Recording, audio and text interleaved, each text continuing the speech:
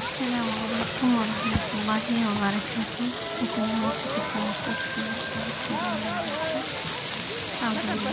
እንግዲህ ከቤት ውጭ እስከ ቤት ውስጥ ያለው ሰው የማይችለውን ነገር ሁሉ መስራት ይችላል። ማሻአላ እና ገጠር ስናድግ በሻይት በማር በወተት ነው ያደግነው።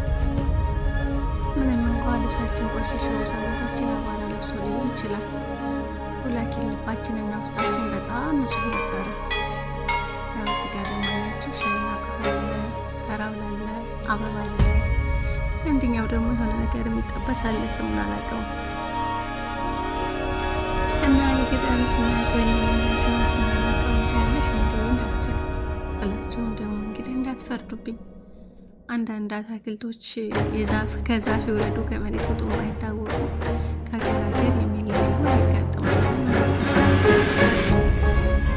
እናማ ውዶቼ በዚህ መልኩ እንግዲህ አቶ በቆሎ እያለ የመሰለ እስከሚመስል እንግዲህ ካወስ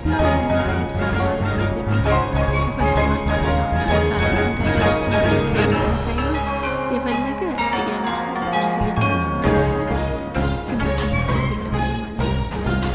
እዚህ ጋር ደግሞ ዱባይ ቀራል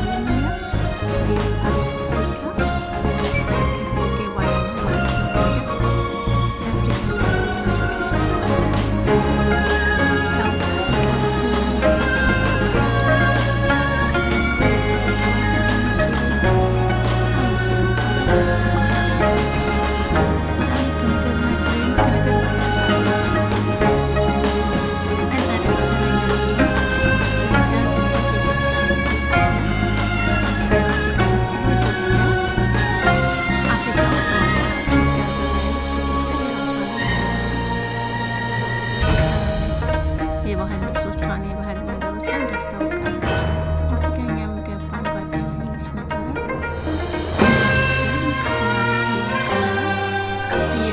ማለት ነው። በነገራችን ላይ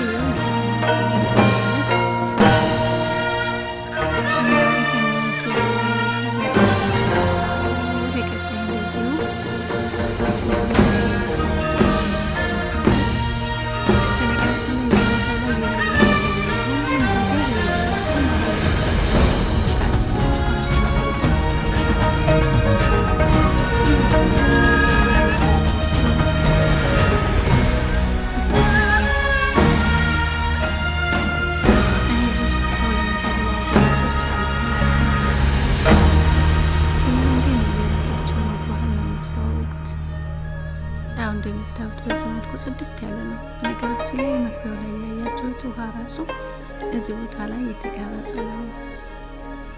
እና የዛሬ ውሎ ከቤት ውጭ እስከ ቤት ውስጥ በቀላሉ ጠቀስ ጠቀስ ያለ የምሽትና የቀን ውሎ ይህን ይመስላል። እናንተ ደግሞ ላይክ፣ ሰብስክራይብ፣ ሼር በማድረግ አበረታቱኝ። ቪዲዮውን ስትጀምሩት በላይክ ብትጀምሩት ለእኔ ይጠቅመኛል። እናንተን ግን የሚጎዳችሁ ነገር የለም። አያደክምም ላይክ ማድረግ አይደለ እንዴ?